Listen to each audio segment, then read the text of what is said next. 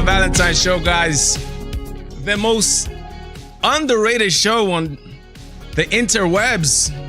Friday, TGIF. Beautiful day the Lord has made. We should rejoice and be glad in it. The Valentine Show, let's get it. We got a lot of things to cover.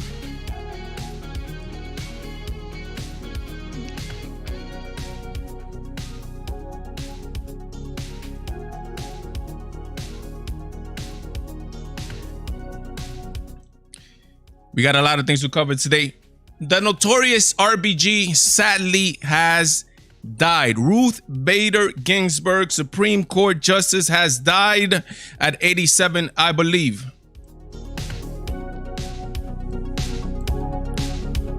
Kanye West, Mike Tyson. We got everything. Trump, 13 billion. Did you see how many zeros on the title? To Puerto Rico. So much stuff. Crazy. Let me get connected, guys.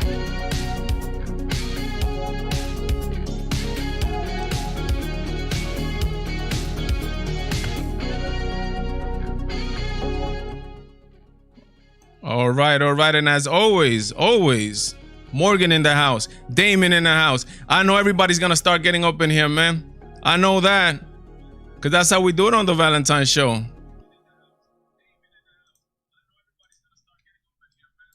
Every day, all day, guys. Every day, all day. Man.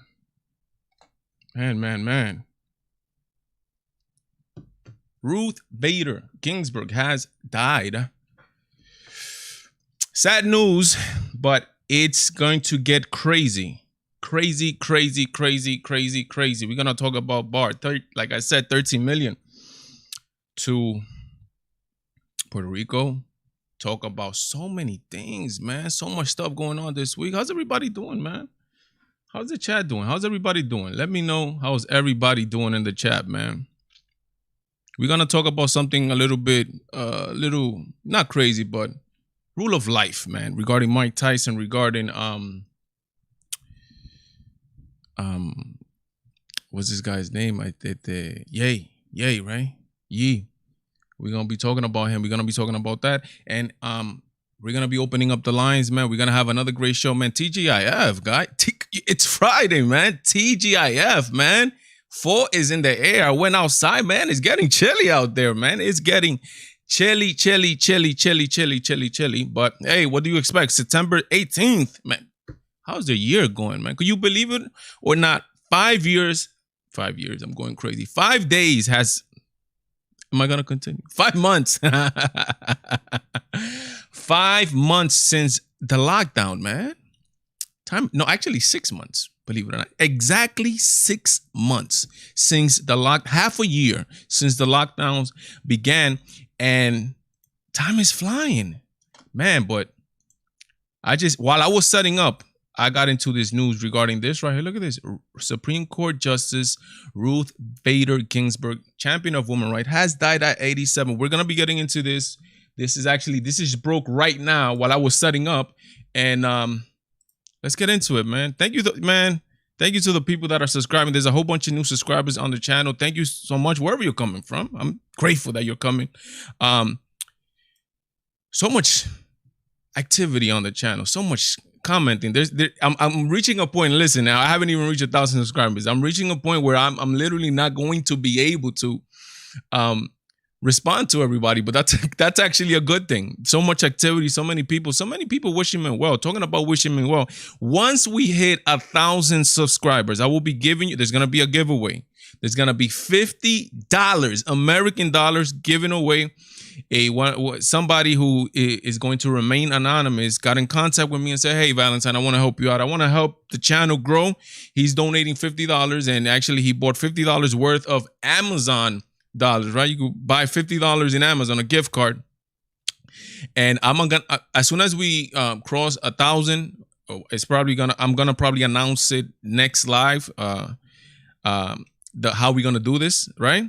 And the details of how we're gonna do this, and you're gonna get your $50. You're gonna buy like that, $50, man. But let's start getting into some of the things again. Remember, around 8:30, we're gonna be opening up the phone lines. That way, you guys tell me exactly what you guys think, and there, even if there's something that I covered or that I don't talk about that you guys want to ask me, yo, every topic under the moon is open for discussion on the Valentine show, man. Let me check the chat. I want to check the chat. Who's up in here, man? Who's up in here? All right. Same people doing what they gotta do, man. Damon always in the house. Morgan. Yo, Morgan, you were ripping it up the other day on the chat, on the Spanish chat. You were going in Spanish. What's going on, Morgan? Talk to me. Let's get into the news, man. Let's stop the jabbering. Let's get into the news. The end of the world has started again. Again, remember, every day is the end of the world for leftists. Now, the end of the world is because A.G. Barr, which I call this man right here the stoic bulldog. I call him the stoic bulldog. Why? Look at him. He's stoic. He's focused, but he's a bulldog. He's ferocious. He's ready to rock and roll. He's quick. His mind is ready to answer. He just look how he clowned that hearing in the House. What was it, about 2-3 weeks ago? He clowned a lot of those people because they don't want the truth. They just want to make a political statement. They want a TikTok little moment and upload. Hey, look, I destroyed the AG Bar. Whatever. AG Bar knows the game. He plays the game. So let's play, right?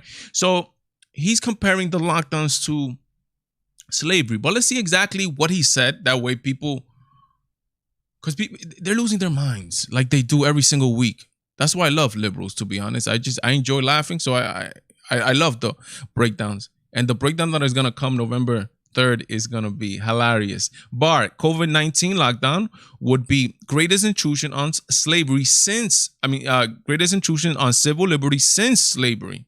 He's not saying that they're equal to slavery. Everybody knows that. But he's saying that since that time, he believes that this is the greatest intrusion on civil liberties. Hey,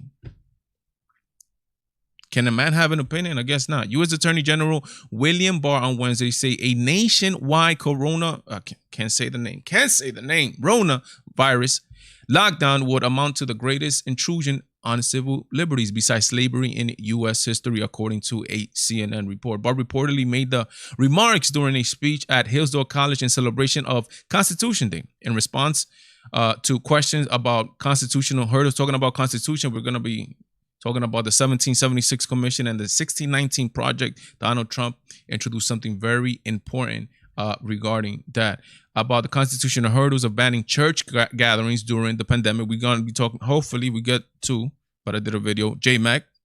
We're going to be talking about John MacArthur, pastor in California, who's taking it to the government, saying that, hey, we locked down. We were having services in our homes or whatever, in church without the people. We did all that, but the death rate is not what you guys told us. We want to open back up.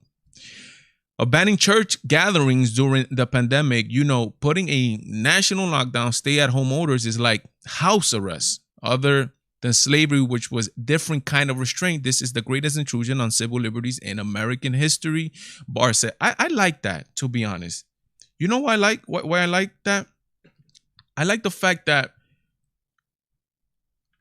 the government, the federal government, and you see the great distinction here between the federal government and the local government, the state government. You see that the federal government is taking it to the state government. That they're like, wait, hold up. We need to. The fact that there's a pandemic going on, that doesn't invalidate the Constitution. That doesn't throw the laws out the window. It doesn't do that. And the government, again, federal government, is taking it. Donald Trump is for it. Like, wait, you guys are taking it too far. Hold up. Wait a second. You got to give these people the right to choose. Isn't that what America is literally predicated on? Isn't that what America is based on? Can I choose how I want to live? Can I have the freedom to, if I want to stay locked down in the basement, can I have the freedom to not be in the basement also? We have the right to do that, but they're forcing people. It doesn't invalidate. I mean, I understand. And I actually my minds have changed. My mind has changed as to how the government forces people to do things that quote unquote are good for them, right? For example, literally as recent as probably 2 years ago, I had a discussion with my cousin Peter. He's probably in the chat somewhere. Yo, Peter. Regarding the seatbelts, right? Government mandated seatbelts that you have to put on your seatbelts. And I was like, hey, I mean, that sounds good to me. I mean, why is that something bad that they're gonna take you to save your own life? I'm like, and I was like adamant, and I was like, no, the government should have a right to ticket you, because my response to that was that they are going to overwhelm, quote unquote, the hospitals if they don't put on seatbelts, hence taking a service away from somebody else who might need something that's not avoidable, right? Like if you could avoid an accident with a simple seatbelt, just put it on. You could give that space in a hospital to somebody who needs something more serious, not because you don't want to put on a stupid seatbelt. I put on my seatbelts and all that stuff, but you cannot force, at the end of the day, and I've changed. I think the government's wrong for ticketing you, for forcing you to put on your seatbelt, because again, the government's not there to force you to do anything, no matter how good it is for you. The government is not, I mean, because what's stopping the government from forcing you to exercise if you're fat, like force, literally, like you get a ticket if you're 20 pounds overweight. Well, it's funny because Bloomberg, when he was the mayor of New York City, he tried to pass a drink size limit on sodas, right? Because of the whole obesity and all that stuff. I'm like, yeah, but the government is intruding on personal decisions of human beings. The government is not there to do that at all, like at all. You gotta, if that person literally wants to drink himself to death, he has the right to do that, because nobody has the right to tell him. We could tell him actually, but nobody has the right to force. That's the thing. We could tell him to stop drinking the soda, but nobody has the right to force him to stop drinking the soda. Same thing. We're here. The government cannot force you to do anything. Now, when it comes down to private businesses, private homes, etc., it's not illegal to curse. In my house, it's illegal to curse. you as a private owner of my property or whatever, my apartment, right? As a private citizen, that this is private property, I have the right to set the rules that I want in my home. And everybody has the right also to set the rules that they want in their businesses also. They have the right to do that. And the government cannot force you to do anything else, right? I believe so, man. AG Bar, I mean, I can't, I'm not too well versed, and I'm not gonna act like I am. I'm not too well versed exactly to what else he's comparing. I'm not sure exactly how the U.S. government handled the Spanish flu. I'm not sure what type of lockdowns they did, but obviously I'm guessing he knows. So he's saying he says it's worse. So I mean, hey. But the whole thing, the whole craziness about it was that you cannot compare it to slavery, which he wasn't. He was just saying since slavery, greatest intrusion of civil rights since slavery. That's what he was saying. So I'm like, it's not the end of the world. Stop it, man. Thank you, man, to all the people that are coming in. We are getting constant some solid numbers, which is good, guys. I'm glad that you guys are able to witness. You guys, all the people that are here, are able to witness the grinding that gets done on a YouTube channel and content creation in general. And you're able to see the little by little growth that has been happening. Even though I've been doing this live stream, the live stream is different for everybody. You're going to see that even though if they have millions of people are not going to get on the live stream. They're going to get a very low portion of that, right? Even people that have 700,000 people, they get low, 2,000-3,000 people on the live stream. On my channel, we have lately, and again, we started probably with like 3 or 4 or 5 people. Now we're up to 12 people, man. We're growing, man. We are growing. That's that, right? The people that are coming in, I saw Alexis is in the casa, Alexis is in the house as always, and everybody else. Final Fantasy up in the house, like always. Everybody, remember, guys, we need to do the job that we need to do here is we need to promote the channel, right? Meaning, like, if you could share it with somebody that say, hey, listen to this brother right here. Let's make them grow. Share it with them. We're gonna be talking about that. For the people that are coming in, we got Puerto Rico is here. We just talked about AG Bar. Ruth RBG died. This has grave implications, and I'm gonna be giving my opinions on that. We're gonna be talking about Kanye West peeing on his award, right? His Grammy. Mike Tyson. We got a lot of stuff to cover. Let's get into the next topic of the day, and this is PR. Puerto Rico. Puerto Rico is receiving $13 billion in aid. This is, it's like Donald Trump is like, you damned if you do, you damned if you do. They're criticizing him for giving $13 billion. And I'm talking about the left, right? Not even people on the right, at least so far. People on the left have criticizing him. Why are you giving them now? It's like they have a certain time also. It's like, if you give it to them before, it will still be a problem. Like, why are you giving it to them now is the question that they are ticked off with now. That, wow, thank God we getting, $13 billion, that they're giving $13 billion to Puerto Rico, but they're like, no, but why are you giving it to them now? That's the question. This is a story from NPR. Let's read a little bit, and you're gonna see why the 13 billions are coming now. We're gonna get into the story here. Puerto Rico is being promised nearly 13 billion. That's 13 followed by 3 pairs of zeros. That's a lot of money, a lot. Puerto Rico is being promised nearly, and let's get this straight right off the back. We're gonna be talking about 2 different things here. When I mention Puerto Rico, don't even, that thought not even pass through your mind that I'm talking about my fellow brothers and sisters in Puerto Rico. We're talking about the government, the local government in Puerto Rico, and some of the things that they have done that has put them in the wrong for the way they have gotten the aid and done it, bad administration of the money. As a matter of fact, some of the aid that was collected to send to Puerto Rico, maybe a month ago, there was still some left in a storage. Still, believe it or not.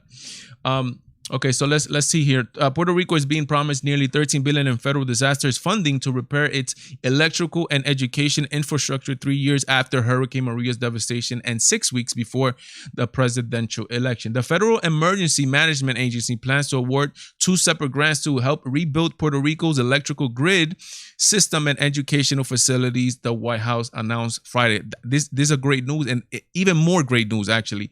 They're going to try to bring back pharmaceuticals to Puerto Rico. I used to have I still have a friend who's a chemical engineer, that when he started being a chemical engineer, he used to work for a company called Pfizer. Obviously, you guys know pharmaceuticals. They used to have, I don't know if it was a plant or what exactly, or a factory in Puerto Rico. And he used to live in Puerto Rico 2 weeks and travel back to the States. And his employment was in Puerto Rico. So Puerto Rico, hopefully this pharmaceuticals, and I also saw a picture the other day of I forgot who, somebody in the administration in Trump's cabinet touring Puerto Rico, whether they're gonna talking about bringing back pharmaceuticals to PR. All right, so let's see here. The Federal Emergency Management Agency plans to award 2 separate grants. I read that today's grant announcement represents some of the largest awards in FEMA's history for a single disaster recovery grant, and demonstrate the federal government's continuing commitment to help rebuild the territory and support the citizens of Puerto Rico and their recovery goals, the White House states. Let me keep reading here. I want to no. Okay, this is what Trump says regarding the delay, but we're going to get into a little bit more specific. When asked why he had announced the plans 46 days before the election, and not in the aftermath of the devastating storm 3 years ago, President Trump blamed Democrats and said, "We've been working on it for a long time." We're going to get a little bit more of a clue here. Look what it says here. Congress originally allocated the aid in 2018, but it had been held up as local and federal governments wrangled over how much repairs will cost and what kind of controls will be placed on the spending. This is the problem that happens in Puerto Rico, and we all witnessed it. In the aftermath of Maria, they were given some money to contract an electrical company to fix the grid, right? Everybody knows of the debacles and the craziness that happened regarding the electrical grid in Puerto Rico. The government, again, remember what I'm saying, the government, not the people, the government of Puerto Rico contracted a company that had two employees. I think it was called Whitewater something. I forget the name now. But they contracted a company that had two employees to fix the grid of Puerto Rico again. They're not doing their homework. They're mouth spending. They're doing this. They're doing that. I mean, and it's crazy. And they needed to put some supervision of the funds, because obviously there's also allegations of corruption in the government, et cetera, et cetera, et cetera. So they need to put the supervision on the funds. That way they make sure that the money is being done properly, is being distributed properly and being used properly, and no corruption. This is a lot of money, guys. It's 13 followed by 9 zeros. That's a lot of money. You need to make sure that the money's gonna be spent where it's gonna be spent. I mean, it's just that simple, man. It's just that simple, to be honest. Let's continue here, guys. We in about 5 minutes. We're gonna be opening up the line. But you know what? Let me. This is, what is this? Trump revealed the 1776 commission aimed at promoting patriotic education. Let's talk about this a little bit. This is very important, right? Let's talk about this. I wanted to get to Kanye West peeing on his thing. Actually, let me get into this. Kanye West is peeing on his Grammy. Look.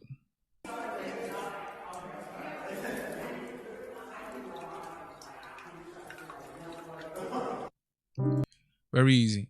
He's mad at the record company. Let me see what it says here. I need to see everyone's contracts at Universal and Sony. I'm not gonna watch my people be enslaved. I'm putting my life on the line for my people. Man, he's really pissed off at the contract that he has signed.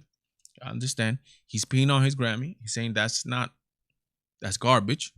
But while I was watching this actually reminded me a little bit about this. Probably a lot of you guys have not seen this clip. This is a clip from Mike Tyson in 2011. This is CBS. And look what he calls his world heavyweight titles and etc. What they are to him. Look at this stuff. This is history here. You're history. This is garbage. I can say I bled for garbage. So this is meaningless. No, at one time it meant a lot. When you're just a young kid, this is everything to you. But then you realize your priorities change. And you just want your children to be happy and do nice things. And that makes you happy. This is nothing. This is just nothing, man. Stuff. This is history here. You're history. This is garbage. I can say I bled for garbage. So this is meaningless. No, at one time it meant a lot. When you're just a young kid, this is everything to you. But then you realize your priorities change. And you just want your children to be happy and do nice things. And that makes you happy. This is nothing. You hear this attitude from Mike Tyson. This is absolutely nothing. You see how he throws it on the table? Represents absolutely nothing to him. And Kanye's probably going through the same thing. Kanye's seeing that, I sacrificed my life so much for this. I did this, I did that. I sacrificed myself. And this is just garbage. This is a piece of metal shaped like a radio, whatever that thing is, a record player. And this is absolutely nothing. It's garbage. Look what he says. He's like, you just want to see your kids. I remember one time after he got beat down. I don't follow boxing anymore, but when I used to follow it a little bit, he got beat down. And you know what he said after the fight? He said, "No, I'm just gonna go fly pigeons with my children." There's a time of maturity, right? And look at this guy. Look at he's saying, we don't want this. Look at his attitude. He's like, look at his attitude. Look at his body language. Look. This is nothing. You see that? This is nothing. You're talking about, in my opinion, one of the most savages in the ring, a monster, and he's training now again. That's the funny thing. He's gonna fight Roy Jones again. He's, I don't know, like 50 something. Somebody in the comments, let me know exactly how old this man is. This man is a savage, bro. He's like 50 something plus. I will be afraid to take this man one-on-one, and I'm like 20 years younger than him. But this man, you see him, this man is a savage, an animal. This guy is. And he's talking this way about things that really don't mean anything. Sometimes we as humans, we sacrifice ourselves for so much, right? And we put emphasis on so many things of this world, which are really not important. They're not important. he comes out and he says, this thing, world heavyweight champion of the world. There's literally, look what that means. There is nobody in the world that could beat you. And this man, and you know, everybody knows exactly who Mike Tyson is and the way he spoke and what he did. I might eat your children and all that. He's saying that this is garbage. This is absolutely nothing. Kanye West is saying the same exact thing. He's like, hey, listen, man, listen. These things that we look for so much and we concentrate our whole entire, and we sacrifice family, especially men out there, a lot of men sacrifice their families and their wives for a paycheck and a job and job security and this and that and whatever, blah, blah, blah, blah, blah. It's crazy. It's insanity. Notorious RBD is dead. This is just, guys, you guys don't, man, if you guys are not seeing it yet, man, if you guys are not seeing it yet, there's a hand behind all this, guys. Again, I'm not happy that Notorious RBD died, that Ruth Bader Ginsburg died. Nobody is, I understand, but death is just a part of life. But this is just, this, you're not seeing it, that God is guiding this. This is putting it for Donald Trump to pick the next justice of the United States. This is what this is. God knows what he's doing. God knows when Ruth Bader Ginsburg is going to die. He knows when you're going to die. He has a plan for this. Again, who's happy that she died? Nobody. Let's read a little bit what it says. She just died like a couple minutes ago, I think. I just saw this a couple minutes. Ruth Bader Ginsburg, this is from CBS. Supreme Court Justice Ruth Bader Ginsburg, champion of women's rights, has died at 87. To be honest, she should have not even been serving. But I think this is just Valentine show. I think, obviously, because of her liberal views, I believe she was holding out that way. Donald Trump is out of office, then she will retire. So a Democratic president could pick her. That's not what happened. When she started feeling ill, like she's been a while now that she's been feeling ill, and she should have been retired, but she didn't. Ruth Bader Ginsburg, the longest serving woman on the U.S. Supreme Court and strong liberal voice on issues dividing the nation, has died. The Supreme Court said on Friday she was 87. Associate Justice Bader Ginsburg died this evening surrounded by her family at her home in Washington, D.C. due to complication from metastatic pancreas cancer. Court statement. This is the court statement right here from the Supreme Court of the United States of America. We at the Supreme Court have lost a cherished colleague, Roberts said. Today we mourn, but with confidence that future generations remember Ruth Bader Ginsburg as we knew her, a tireless and resolute champion of justice. I believe this is opening up the door, obviously, for the president of the United States to nominate. It's incredible because I think last week he released. Let me see if I could look this up. Let me see. Donald Trump, Supreme Court nominees. There you go. Let's see if we can find it here. What is this? So last week he released a list. I'm guessing these are right here. These are right here. Let's find the one that I think that he should nominate. There was a woman, I forget her name. Let me see if she's here. It's not Bridget. It's one that she nominated before. Man, let me see. Oh, look at this. A Spanish name here. Carlos Muñiz. Who's this? I have no. Oh, Supreme Court, Florida. That would be a nice thing, to be honest. Let me see, man. If you guys know in the comments, let me know the lady that was in the running when Gorsuch and all these other people were nominated. There was a lady. I forget her name. Anybody know in the comments? Let me know exactly. So I'm not seeing her here. Let me see. It's not Bridget Bay, Daniel Cameron, Paul Clement, Senator Tom Cotton. Tom Cotton is fierce. He just said we need to. He just said when he got nominated, he was like, "Yo, we gotta abolish Roe v. Wade straight up." I'll take him. Senator Cruz says he's not interested. I'm like, why didn't you tell him before? Stuart Kyle Duncan, Stephen Engel, Noel Francisco. That sounds like another Spanish name there. Senator John Haley, James Ho, Greg Caddison, Barbara Lagoa, Christopher Landon, Carlos Muñiz, Martha Paycold, Peters Phipps, Sarah Picklick, Allison Jones Russian, Kate Todd, and Lawrence Van Dyke. I don't see the name here. I don't see the name. I think it might be. It might suit him, and it might make it easier on the president of the United States, especially the way they traded Gorsuch and I forgot the Gorsuch and forgot his name, man. Forgot his name. Was they? Let me see. Gorsuch and the one that cried that this Kavanaugh. Forgot Kavanaugh, right? So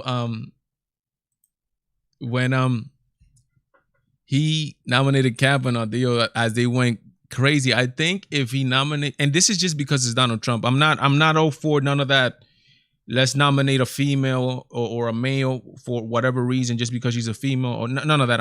Let's give it to the person who is more qualified. But in this instance, because it's Donald J. Trump, and they want to take it to him, I think if they nominate a woman, I think they might not be able, again, because these are the Democrats, I think they might not be able to go after her as hard without getting called out and for mansplaining a woman or none of that. I think it might be easier also with any sex allegations. Also, look what they did to Kavanaugh. If that man didn't have that journal saying that he didn't write no party that day, I mean, it would have been crazy, man. So I think if he nominates a woman, I think it's gonna be easier for the president of the United States. Guys, the time has come, man. The time has come. Let's stop playing games. Let's turn on these phone lines, man. I know you guys are dying to call me. I hope you guys are dying to call me, man. Let's turn on these phone lines. Okay, these phone lines. Let's get back in here. There you go.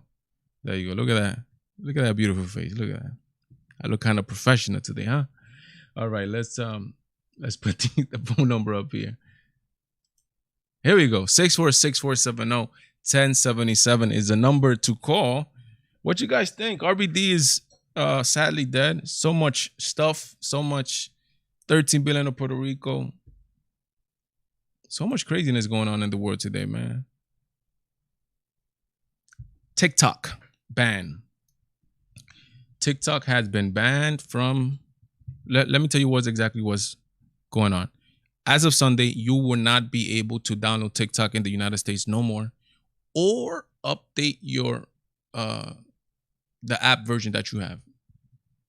As of Sunday, that is not the full-on ban yet. They're still trying to work out an agreement with. Now Microsoft is out there running. They're trying to do something with Oracle. They trying to do something there where they are going to give like the operations of the US to an American company. That way they and I think this is good, to be honest, that they're forcing a Chinese company to do this just the same way that they force American companies to give up their tech and all that if they're gonna sell over there. I think this is good. Yo, we gotta take it to China, man. China's gonna take it to us. But you guys don't understand sometimes, man. You guys don't understand. 646-470-1077. At least people don't understand. Give me 1 second, guys. People don't understand, to be honest, man. Some people just don't understand. All right, we got a first call of the night. Caller, you on the air? Hey, it's Sonia. Sonia, talk to me. Our resident, what's it called? Our resident spy in the mom group. Talk to me.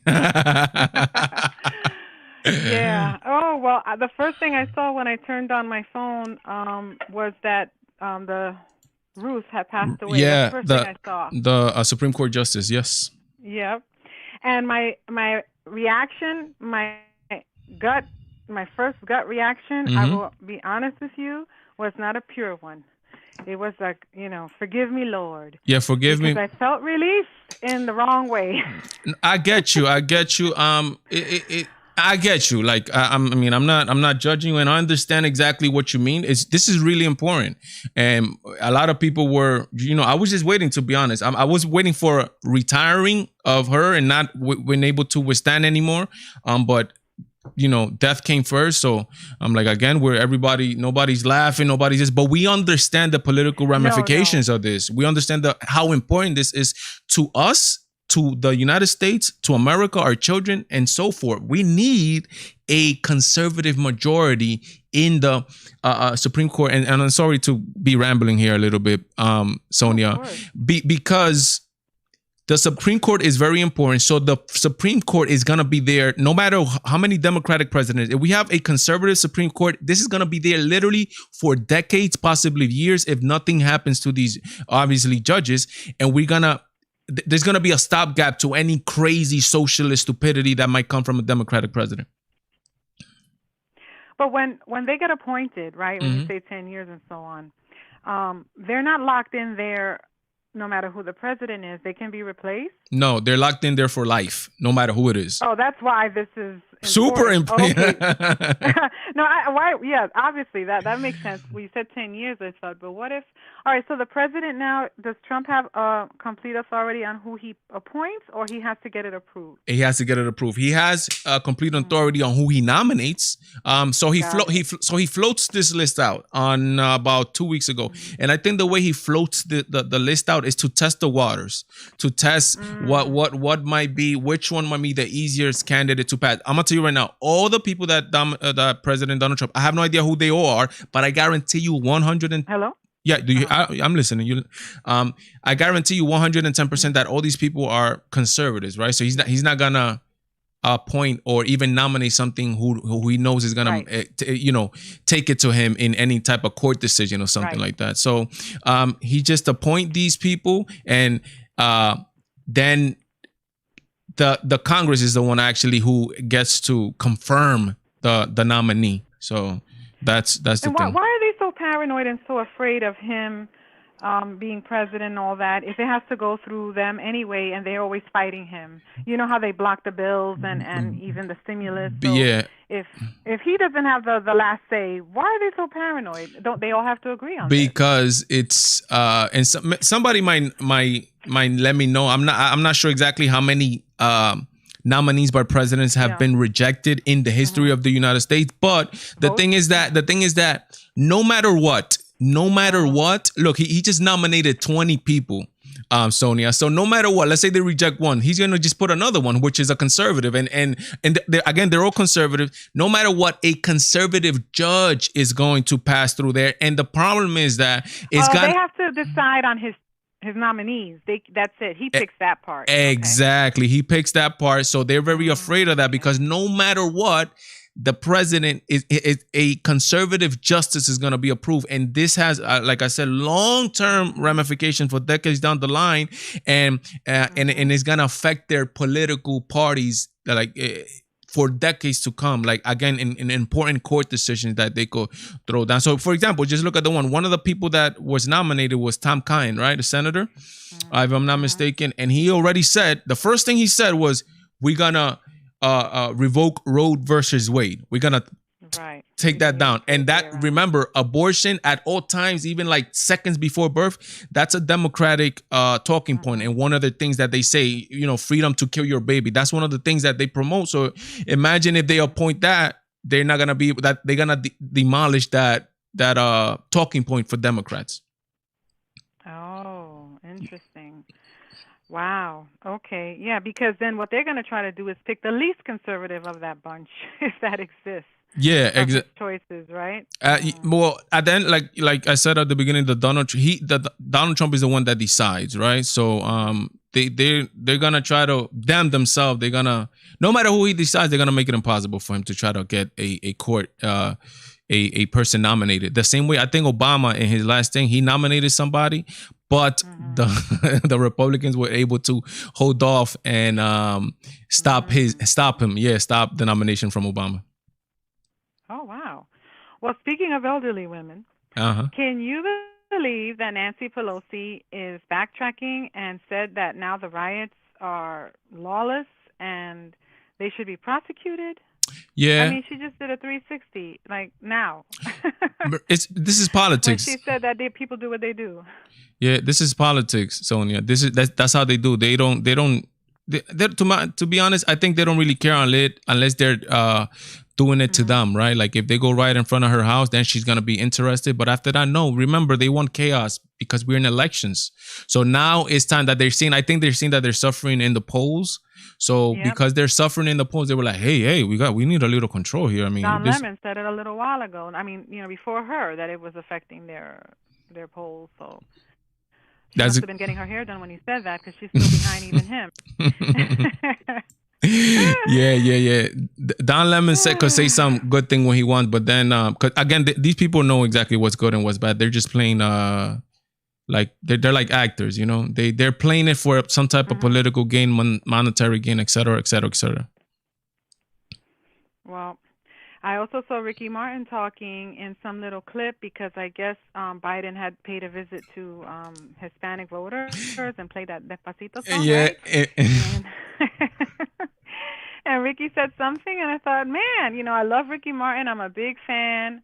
I'll never stop listening to Maria, but what I don't want to hear is him telling me that Biden is somehow the one to choose. And then he says it just like the others did at the DNC, with no enthusiasm. Don't they realize how they're talking to the public? Yeah. That they're like monotone when they talk, and they also have like this fear in their face. I don't know if you noticed. I mean, it's weird to me.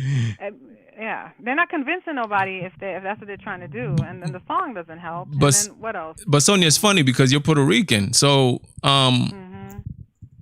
like you quote unquote, you're not supposed to be supporting the president. So why would you support the president? Why do you? Why do I? Yeah. Well, because first of all, I didn't know that I was a conservative. I guess I always thought I was, a Democrat. Old school.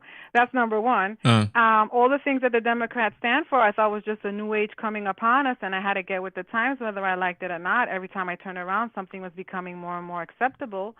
And whenever I heard the president talk, I was indifferent about it. I didn't even watch the elections. I'm watching them now. What happened in 2016 when everybody lost their mind, when they realized he won, and they were in complete shock. Yeah. And the look on their faces, they were like almost robotic. So you're watching this now? Women looked like they were going to cry. You're watching this now?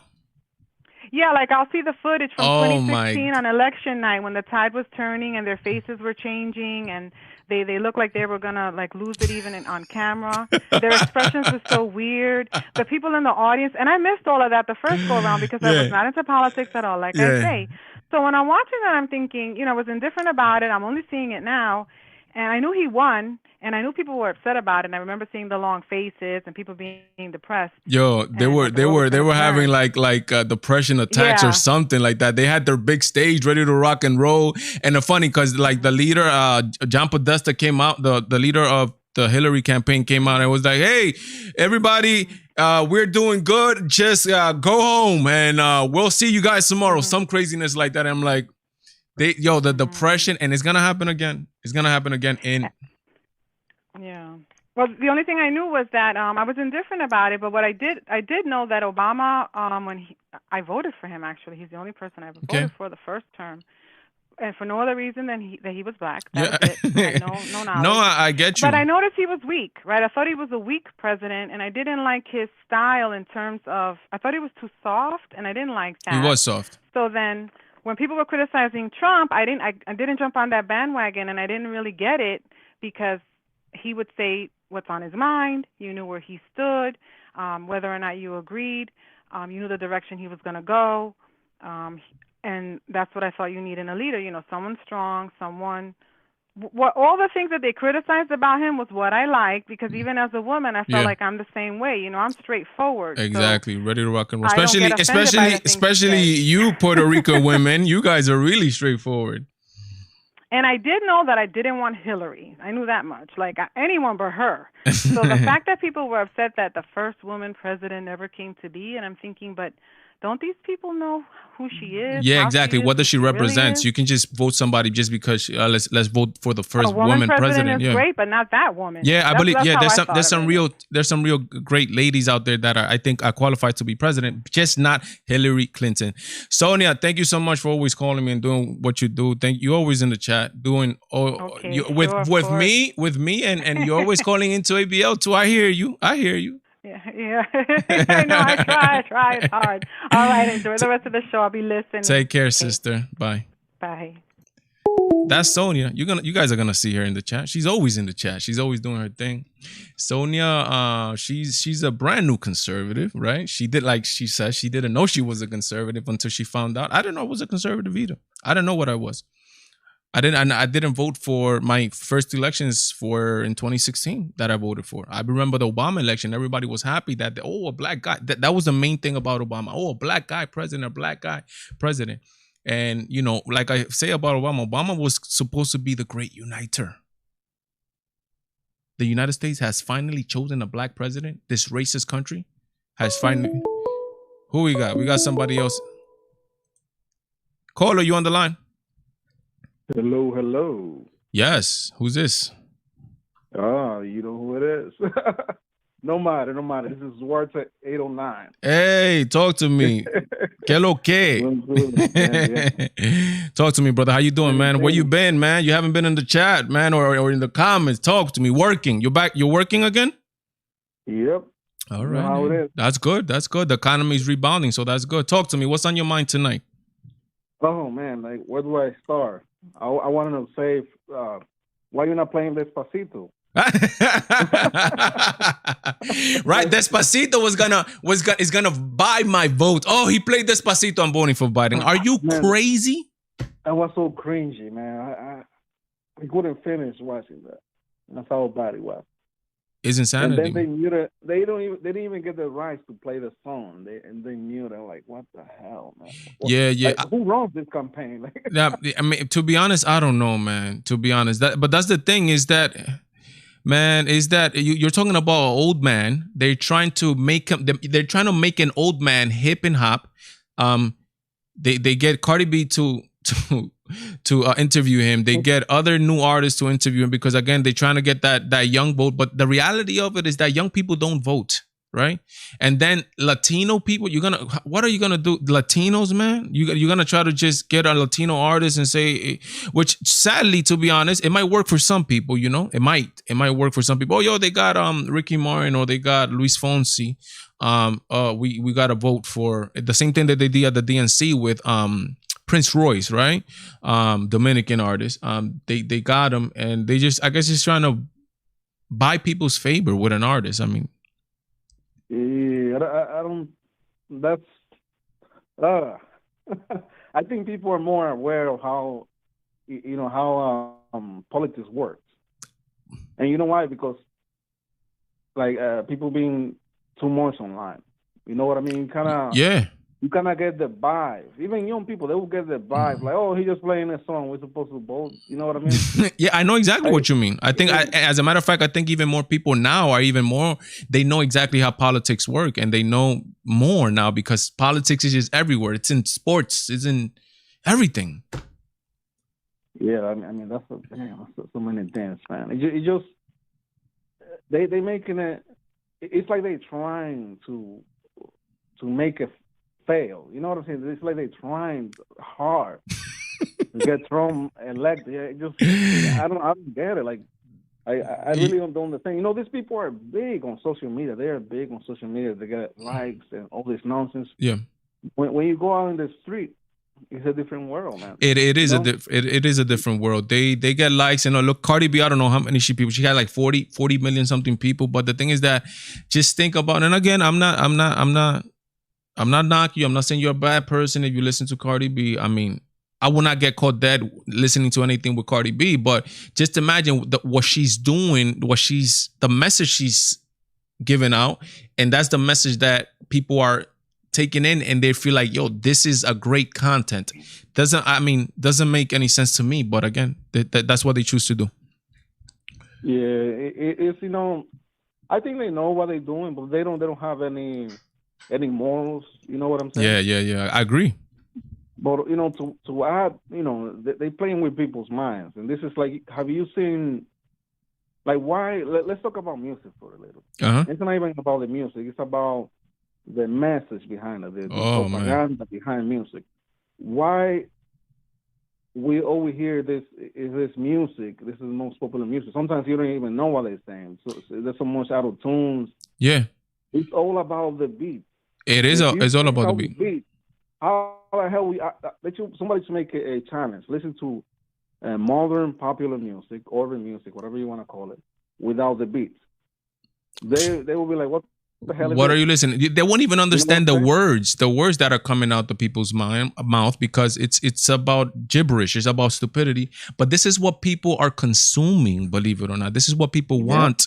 This is what people want. So imagine if this is what people want. They're listening to songs that they can't even understand the words. Imagine what type of people these people are in general, right? Like what type, they have people with no morals, people who are constantly, but one thing that's constant in a lot of this music, a lot of this modern music, is the objectification of objectifying women, treating women like sexual objects. Money is always clothes, expensive clothing, a lot of vanity, a lot of expensive cars. That's all it's teaching. Music was not like this before. Before, you used to have other type of music, which is crazy. Oh man, it's just like, it's sad. You know, if you want to put this American thing as black and white music, that makes no sense. Yeah, it's American. It plain and simple. Like jazz. What happened to jazz? Such an amazing, genre. Yeah, jazz. I'm a musician. I play guitar, so I know exactly what you're talking about. These beautiful genres that I think should make a return. I like jazz. I like rock. Should make a return. I love rock. I love blues. I love all that stuff. Yeah, man. And to add up, to finish it off, they desensitizing people. That's the goal. They sensitize people to tolerate anything.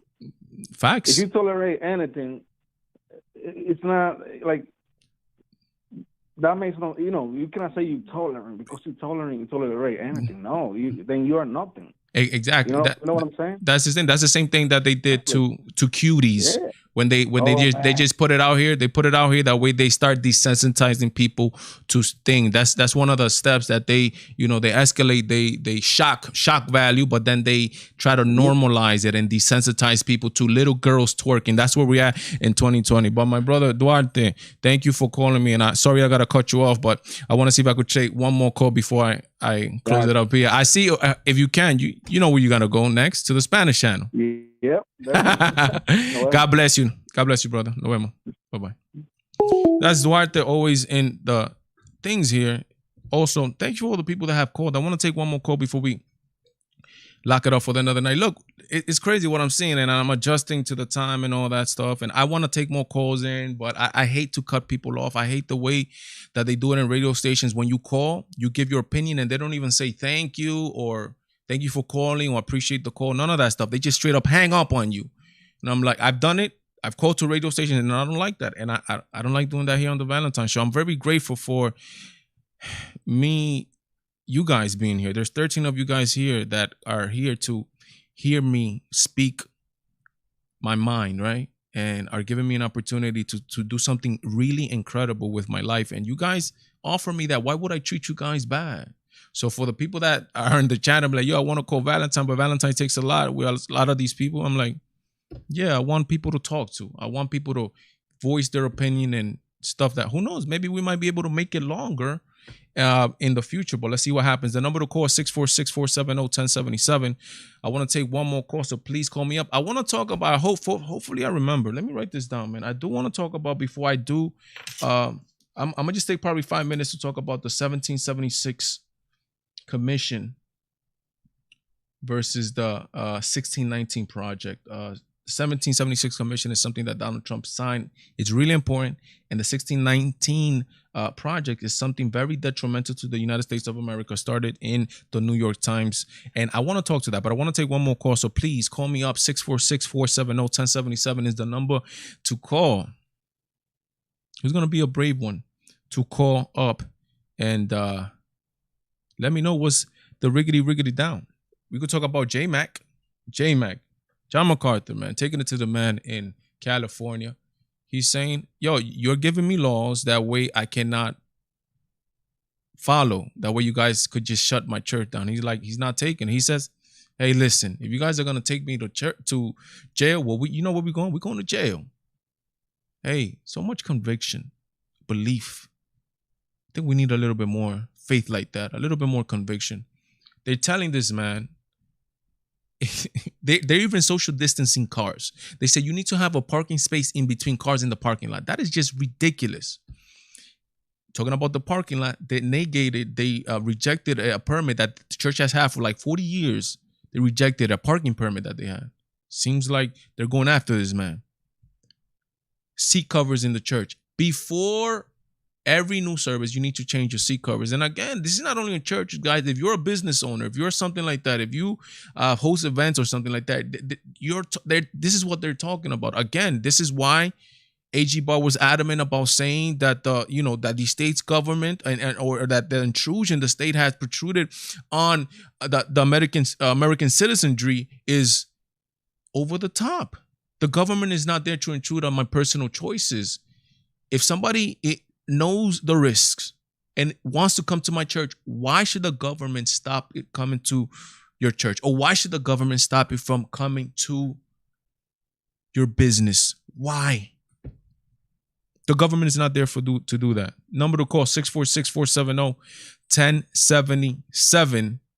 Who's going to call up, man? So much stuff. Let me see what else I did. What else did I cover during the week, man? Cardi B, sadly, again, Cardi B is getting divorced from Offset, her man. I talked about that. Did a video on that.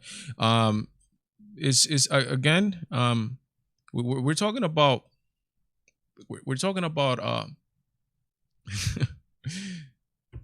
looks, WAP. It takes more to have a marriage. Look, let me tell you this, guys. I'm Christian. I'm a pacifist. I'm all that. But do you believe that me and my wife don't have problems? That we don't have marital issues? That we don't fight and all that stuff? Do you believe that? Because I'm Christian? Because I'm a good man? Do you believe that? That there's no arguments in my house? Do you believe that? If you tell me there's no arguments in your house, I'm gonna tell you that you don't have a partner. That's part of the game. It's called sacrificing. You're also gonna have to sacrifice. The deal with is you're gonna have to have communication with your partner, right? And talk it out. The beauty and all that. That's the first thing that attracted to my wife. My wife looks good, straight up. And I know she looks good. Not good to me. I know she looks good to a lot of men. I know that she looks good because, hey, I know how to pick my wife, right? So I picked my wife. Beautiful woman. But after a while, after a certain time, and the same thing happens with women. After a certain time, other things start becoming very important to you. Not only the way that she looked, right? So you know what's really important to me that I'm thankful that she's able to do? She's able to cook in the house. Right now, she has the arduous job of being a stay-at-home mom. That's, oh my God, man. Hey, listen, I've been here in the home with this coronavirus thing, and listen, to do all this washing the dishes and the cooking and the taking care of the children and this and that, that's a job on itself. It is, and feminists have taken the value that has and that gives to a family. That is immeasurable what women do for their relationship. And that's we need to start doing this and start valuing our women because of this stuff like that. To be honest, that's one of the lessons that I've learned. It's not that I didn't used to value it before, but it's different when you're able to experience it on yourself. When you're home and you're seeing the things that have to be done home to have a running and functioning marriage and household, et cetera, et cetera, et cetera. Very important stuff, right? So that's important to me, that my wife cooks, that my wife do all that stuff. It's very important, and I appreciate all that. But again, we those things become important, right? And to her, me as a man, do I make sure that the bills are paid? Do I make sure that that if the door knocks at 3:00 in the morning, does she know that I'm gonna get up to go answer the door, right? I talked about that in one of my videos, right? Of course she knows that. She relies on me for all that, so it's a working thing. The woman in the Bible says that woman came out of the rib of man. We are not two people anymore. We become one, and we need to have that. It's the most important thing for me in my marriage is the communication. Once those two avenues, that lane of communication blocks and decisions are being made on an emotional level, then we have big problems, because we become liberals, right? They don't function on facts. They function on feelings and thoughts, right?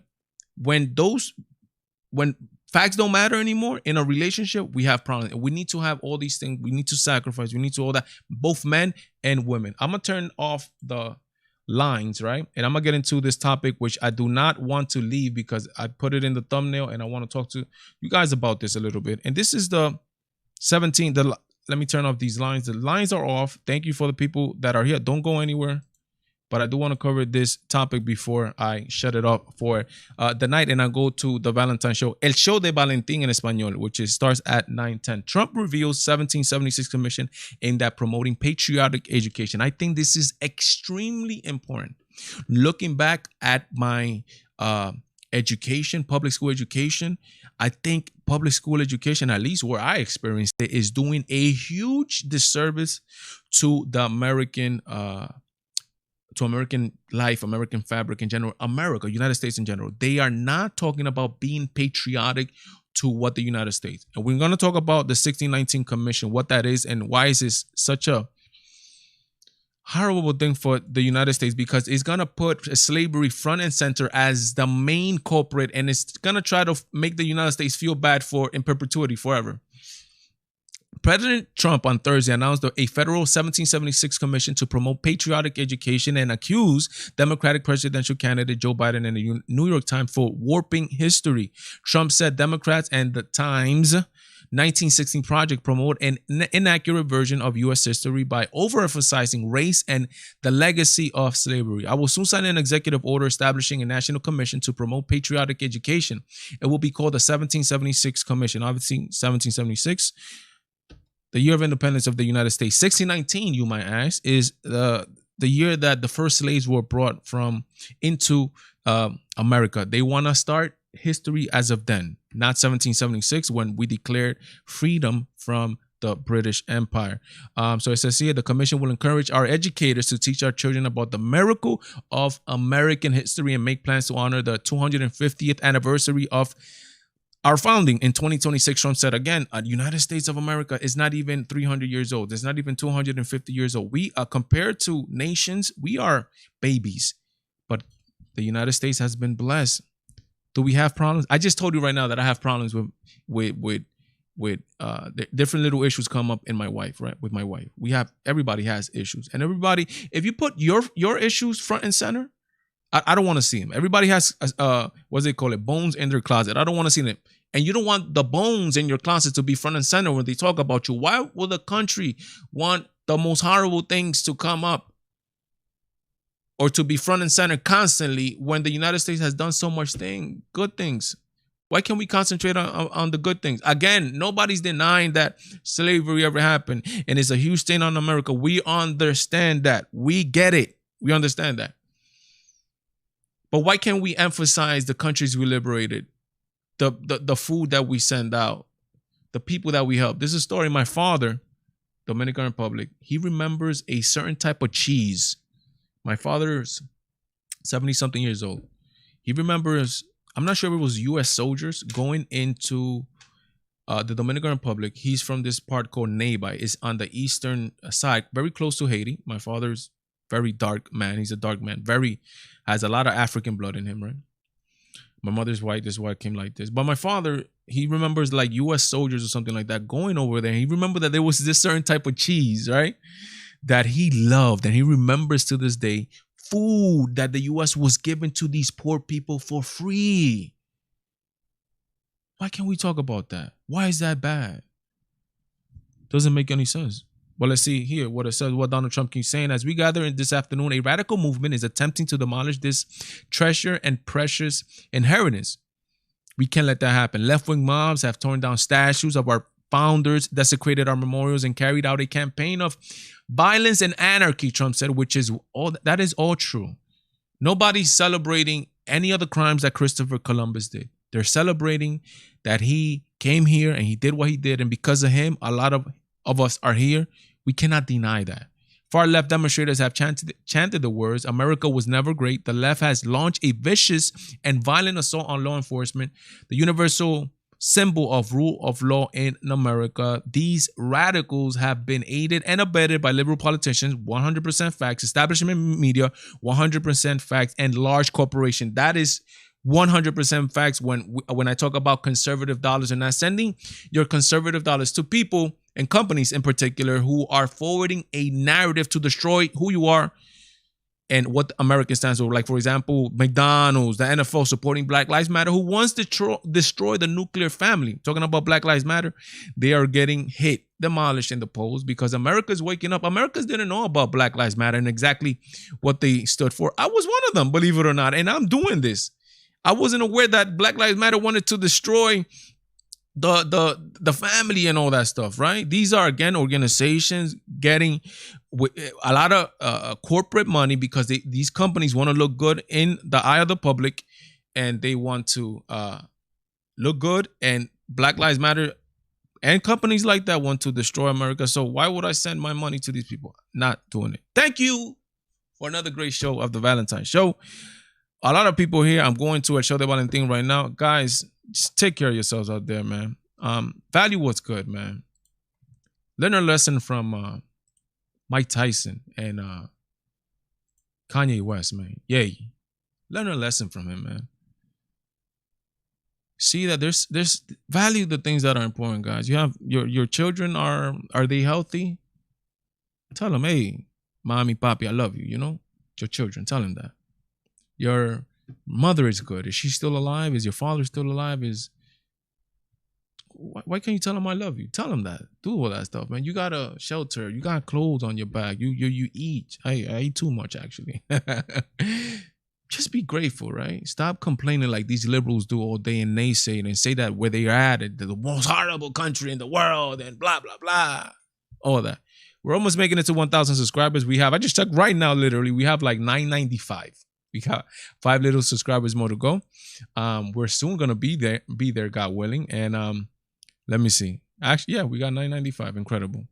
$50 to once we get there, we're gonna have this nice raffle. I want to thank all the people that are here: Alexis, Damon, Sonia, Morgan in the house, Ronnie in la casa, Jesse Kessler's up in here. Yo, so many people up in here. Duarte called, everybody. A lot of people doing what they always do. Thank you, Final Fantasy. Everybody up in here. God bless, Godspeed me, Valentine. We're going to the Valentine Show. The show de Valentin en español. See you there. Peace out and take care and stay safe. Peace.